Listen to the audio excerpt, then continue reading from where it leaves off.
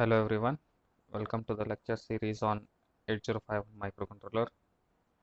So in the previous lecture we had discussed some of the problems like how to write an assembly level language program by using loops that we had discussed. Okay, so in today's lecture we shall start up with our module number 4, and this is going to be module number 4 lecture 1. So module number 4 basically deals with timers and serial port. Okay, serial port in the sense the communication part we are looking. So whole syllabus is being divided in terms of two parts. That is, first part it is going to be dealing with, we are going to be dealing with timers and counters and different modes of operations. Like we'll be looking at actually, so what are timers? So what are the registers which are related to the timers and counters, and what is its operation, how can we control those timers. So those parts we are going to deal in terms of part 1. So part 2 is basically in terms of communication. Okay, so as we said, in terms of port 3 we are going to send the data serial communication we had discussed, which is a special purpose which has been included in port 3. So that we are going to discuss in terms of in bit of a little depth. So basically we'll be uh, dealing with RS-232 standard, and then DB9 pin. Okay, in DB9 pin, what and all are the pin numbers, and then what actually those pins are actually doing. That and all we are going to see, and we'll wind off with some examples, serial port programming examples, how to send the data or and how to receive the data serially by using different baud rates that we are going to deal in part 2. Okay, so we'll start off with the syllabus. So basically let's start with the timers and counters. So what actually these timers and counters? Okay, as we know from the block diagram we can see that our 8051 microcontroller, it is having a 4K memory of ROM, it is having 128 bytes of RAM, and there are some special function registers we had said. So bus control and then IO ports and all those things. So basically this 128 bytes of RAM that what we are telling. So it is basically varying from address location, that is from 00 hexa to 7F hexa. And we had said that there are some special function registers which can be used for different types of operations. So the timers are basically coming in that particular registers. Okay, so in 8051 we are having totally two number of timers. Okay, that can be used to generate a delay, and then that can be used as an event counters. Okay, now what do you mean by this timers to generate time delay? So timers to generate time delay is nothing but, suppose if I'm having let us take the standard clock frequency of our 8051, that is 11.0592 megahertz, right? So I need for some particular operation, I think this particular clock frequency what I'm having, that might be a very high clock frequency. For some operations uh, will be we want to have a lower clock frequency. So how to generate these lower clock frequencies, that is meant in terms of timers. Okay, so timers are basically like how to generate a lower clock frequencies using these registers that we are going to deal in terms of timers. And then event counters. Okay, event counters in the sense uh, like we are how to trigger some inputs. Okay, like if you take a let us take a look at uh, water flow sensors. Okay, in water flow sensors what happens, the input what we are going to get, it is going to be in terms of pulse. Okay, so that pulse we need to keep on tracking of that pulse. Based on the number of count of pulse we need to define what is the frequency we have got in terms of that input. Okay, based on the input frequency we are going to define what is the water pressure which is flowing through that particular water flow sensor. So so in order to do those things we need counters as well. So we need to count the number of pulses which are coming in terms of that. So in order to count the pulses which are coming from external, we don't have extra hardware. The same timers can be used in order to count those pulses. Okay, any external hardware interrupts what we are having, that can be used as counters. Okay, so the timers, so basically the timers what we are having over here in 8051, that can be used in order to generate a lower clock frequencies from the crystal clock frequency which is available in 8051, and then it can be used as a counter in order to count the number of interrupts which are coming from the outside the microcontroller. Okay, now let us look in terms of the what actually these timers are. So we are having basically, as we said, we are having the two timers. Those timers have been named as timer 0 and then timer 1. So basically both the timers are 16 bits wide, that is 2 byte wide. But when we look in terms of architecture of the 8051 architecture, our 8051 architecture is totally in terms of 8-bit architecture. The number of registers what we are having, all the registers are 8-bit wide. But since we are having since we have said that both the timers are 16-bit wide, what we are going to do is that we are going to divide these timers in terms of two separate registers. One register will be loading a lower byte and the another register will be loading a higher byte. So when it comes to this, as we had said, our these timer registers are nothing but our special function registers. As we said, the if you look at the RAM structure, it is addresses are varying from 00 hexa to 7F hexa, right? So from 80 hexa, the addresses what we are having, those are what? Those are our special function registers. Now, if you look at this particular this thing over here, as we said, the register is 8-bit wide. So here we have mentioned it as 8 and its particular address. Okay, 8C and then 8A represents what? These are addresses. This 8 what we are having, this is nothing but the number of bits. So the timer 0, as we said, it is a 16-bit it is of 16-bit. It has been divided into a lower byte and then higher byte. The lower byte what we call is TL0 and the higher byte what we call it is TH0. This is for what? This is for timer 0. The address location of lower byte of timer 0, that is TL0, is 8A, and the address location of timer 0, the higher bit of timer 0, that is 8C. In the similar way, we are having one more timer that we had said it is timer 1, even this timer is also 16-bit wide and then it has been divided into lower byte and then higher byte. The lower byte is being called as TL1, the higher byte is called we call it as TH1. The address location of TL1 is 8B and the address location of TH1 is 8D.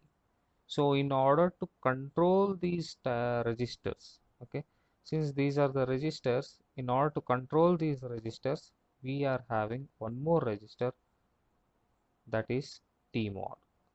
Okay, this TMOD register is meant for timer operation, and then we are having one more register, that is TCON. This TCON is meant for counter operation, and even these two registers are 8-bit wide, and the address location of TCON is 88 hexa and the address location of TMOD register is 89 hexa. So we'll look in detail. So actually what this particular TMOD register is. Okay, now let us look into what actually is our timer 0. Okay, so timer 0 can be accessed as low byte and then high byte. The lower byte register is called TL0 and its address is 8A. The higher byte we call it as TH0 and then its address is 8C. And then how can we program these timer registers? This programming of registers, the instructions are same as the instruction what we had used earlier. It can be accessed like any other registers which are available in our normal 128 byte of RAM. As we said, we were telling like move R4 comma R3 and then move A comma R2. How we were writing those instructions in terms of different types of addressing mode, all those are applicable to these registers as well, that is 8A and then 8C. So here are some of the examples what you can look. Okay, so uh, here we can tell that move TL0 comma 4F hexa. So this is nothing but we are loading.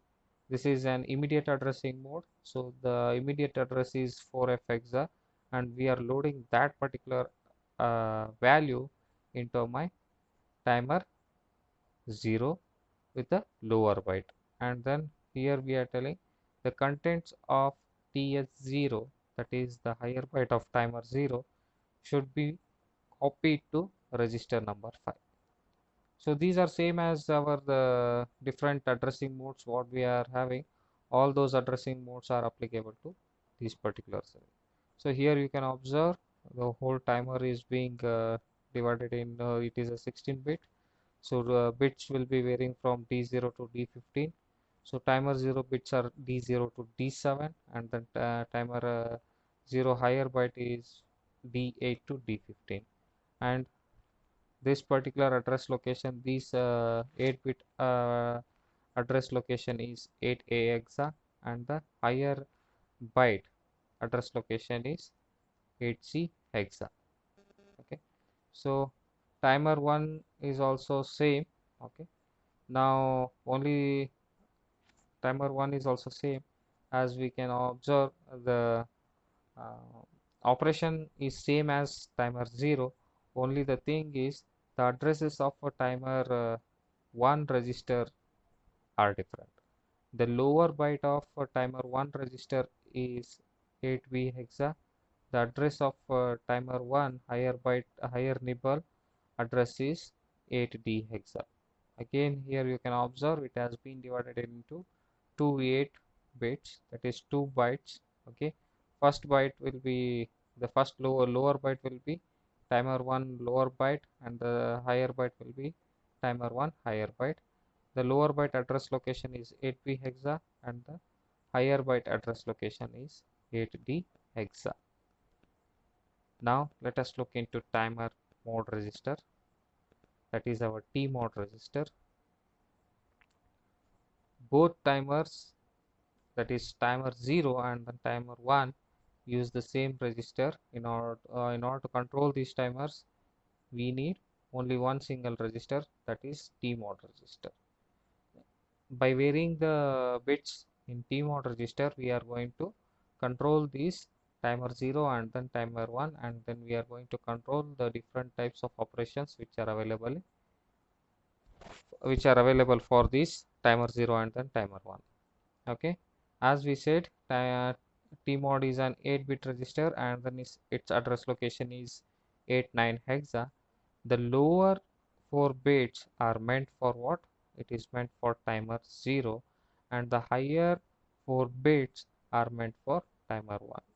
Okay, now these again the four lower 4 bits have been divided into gate, C bar T, that is clock bar timer, and then mode 1, mode 0. Okay, here also we are having it has been divided into 4 different things. Again it is gate, C bar T, M1, M0. Let us look in detail what actually these bits are. Okay, now by varying these particular 4 bits, I can control what? I can control timer 0, and then by varying the higher 4 bits which are present in T mode register, I can control my timer 1. Now let us look into these things. Now This represents for what? M1 and M0 are meant for mode operation. Okay, like how can we control the mode, what type of modes which are available here. The same operations are meant for even timer 1 as well. So for timer 0, if you look at timer 0 for mode, so we are having the modes can be controlled since it is a 2-bit. So I'll be having 2 raised to 2, that is going to be 4. So I'll be having what? I'll be having totally 4 different types of modes. Okay, so if you look at this, if my mode 1 and then mode 0 are 0 0, I'll be calling it as mode 0, 0 1 mode 1, 1 0 mode 2, and then 1 1 mode 3. So when you are operating in mode 0, your timer will be operating in terms of what? It is going to be operating in terms of 13-bit timer. Okay, so this is going to be a 13-bit timer. If you are operating in mode 1, it is going to be a 16-bit timer mode. So all the 16 bits will be used in order to count the timer. Okay, and if you are operating in mode 2, it will be in terms of what? 8-bit auto reload. Okay, and mode 3 is meant for what? It is going to be split timer mode. So now here we, in this particular module, we will be actually dealing with what? We'll be actually dealing with this mode 1 and then mode 2 operating mode. So since these particular modes, that is mode 1 and then mode 2, are widely used, so we'll be going in detail how actually this mode 1 and then mode 2 are going to work. Okay, now if you look at this gate, gate is meant for what? Gate is meant for the, whether it is meant for to start and stop the timers. Gate is actually meant for in order to start and stop the timer. So here actually basically we'll be dealing in terms of software, how to control these gate. The gate can be controlled in terms of software as well as hardware. Okay, now one more this thing is my C bar T. So C bar T is meant for timer or counter operation. Okay, so whether I will be using that particular timer in terms of timer operation or counter operations. As we said, both the timers are used for timer as well as counter. So which one we should be using, whether we should be using a timer or we should be using it as a counter, that will be decided by C bar T operation. Okay, that we'll see by how to suggest that thing, how actually it is going to be working as timer and then counter. So as we said, gate is meant for start and stop. Again, in order to control these things, the gate can be controlled in terms of hardware, and then it can be controlled in terms of software as well. So hardware controlling in terms of hardware in the sense some external inputs. Okay, so that input will be using it as an interrupt. Okay, so based on that interrupt, it is going to start the timer and then it is going to stop the timer. Suppose if I tell I'll be having certain signal. Okay, when that signal goes high, at that time timer starts working. When that particular signal goes low, again the timer will be what? It will be stopping the timer. Okay, now so since it is meant so here actually what we'll be doing, it will be waiting for some external input, that is some sensors or some register, some external input will be needing in order to control the timers over here. Okay, but if you want to control in terms of programming, even that can be done by using software, like by using the instructions. Okay, so how we can control in terms of software is we will be using certain registers, certain bits. Okay, as we said, the bit addressable area we are having, so we will be using certain bits in order to control these things. So we call those bits as TR. Okay, So TR0 is meant for timer 0 and TR1 bit is meant for timer 1 operation.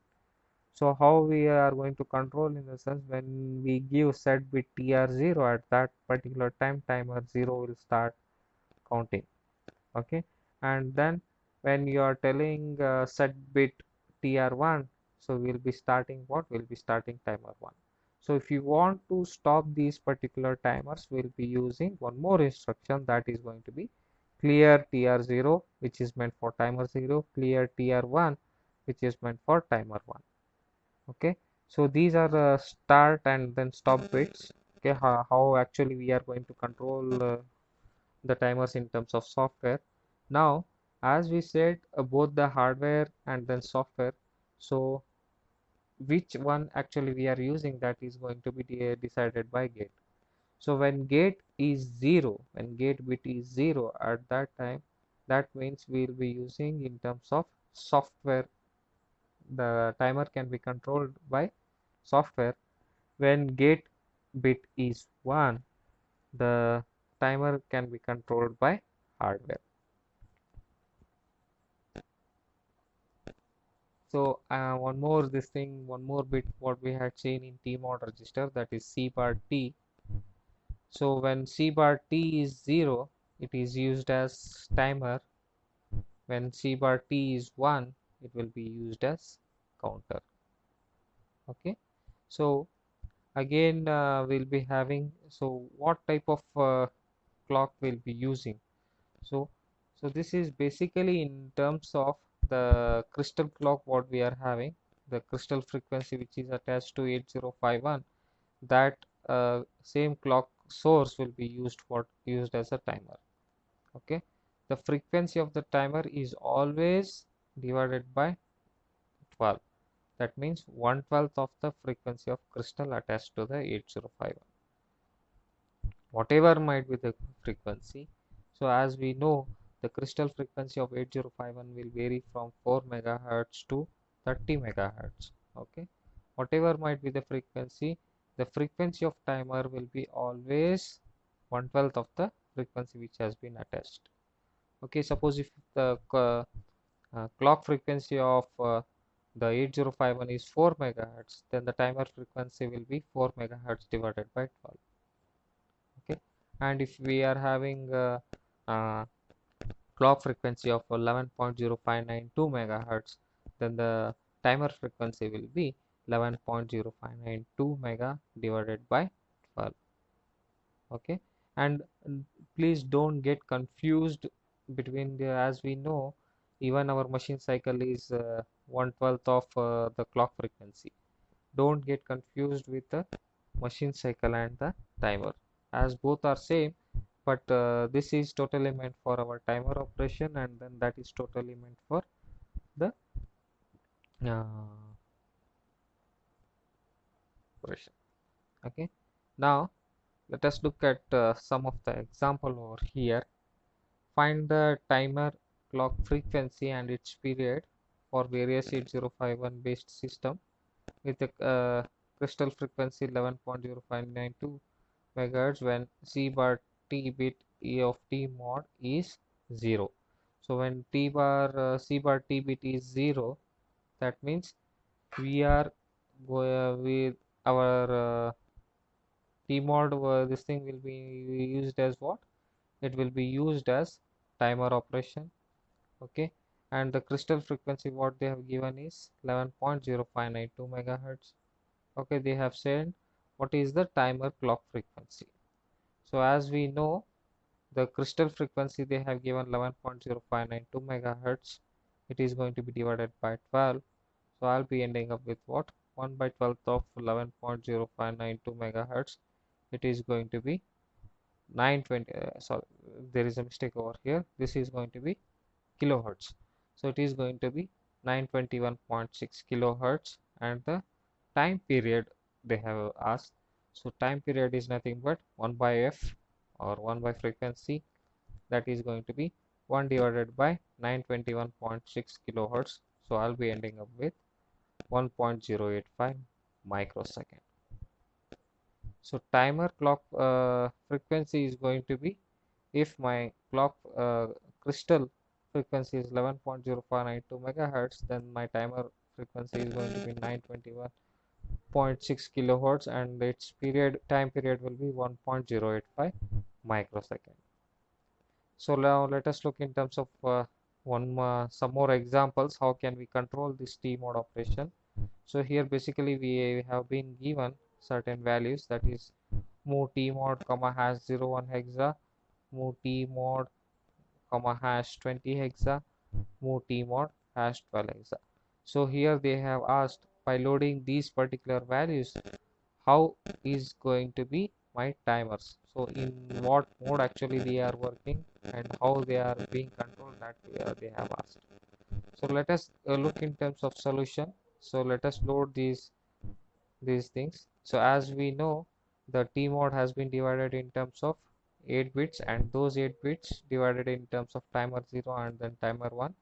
For timer 0, the this thing will be gate, C bar T, and then different modes of operation.